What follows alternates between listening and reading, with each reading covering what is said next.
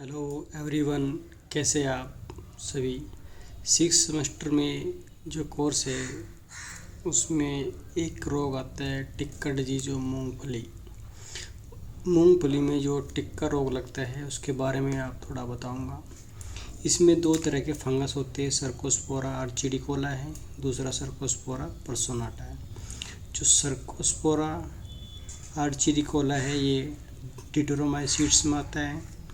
जो सर्कोस्पोरा पर्सोनाटा है ये एस्कोमाइसीट्स में आता है। अलग अलग तरह के फंगस है, अलग अलग क्लास में आते हैं। तो जो उसका मूंगफली में जो वितरण है, जो डिस्ट्रीब्यूशन है, वो अर्थात इसका मतलब ये है कि जहाँ जहाँ मूंगफली की खेती होती है ये रोग वहाँ वहाँ अटैक करता है। इसमें आपने ये लिखना है।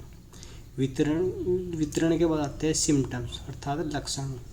इस रोग के क्या लक्षण हैं।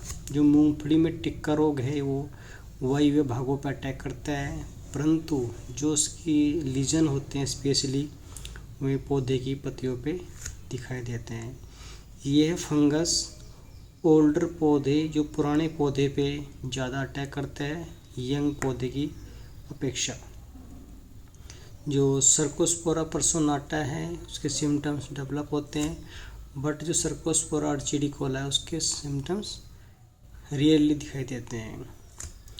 जो उसकी लीजन सर्कोस्पोरा पर्सोनाटा के वो राउंड शेप में होते हैं, 1 to 6 mm डायमीटर में होते हैं और डार्क ब्राउन के कलर के होते हैं और पौधे की दोनों सतह पे येलो होलो के रूप में दिखाई देते हैं।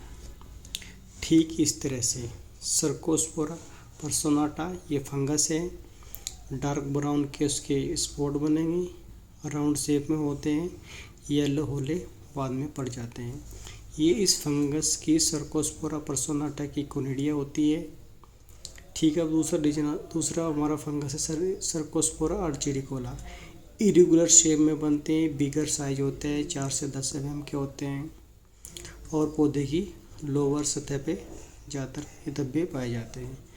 ये से धब्बे होते हैं, थोड़े बड़े होते हैं, लोअर सरफेस पे होते हैं। ये इस फंगस की कोनिडिया होती है, सर्कोस्पोरा आर्चिडिकोला।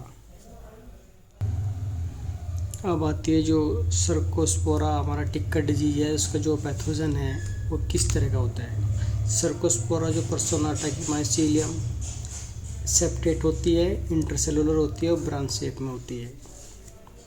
उसका स्टोरिया भी जो होता है, जो फूड ऑब्जर्विंग ऑर्गन होता है फंगस का, वो ब्रांच शेप में होता है। जो सर्कोस्पोरा आर्चिडिकोला की जो माइसीलियम होती है वो इंटर एंड इंट्रासेलुलर दोनों में होती है और सेप्टेट होती है, ब्रांच शेप में होती है।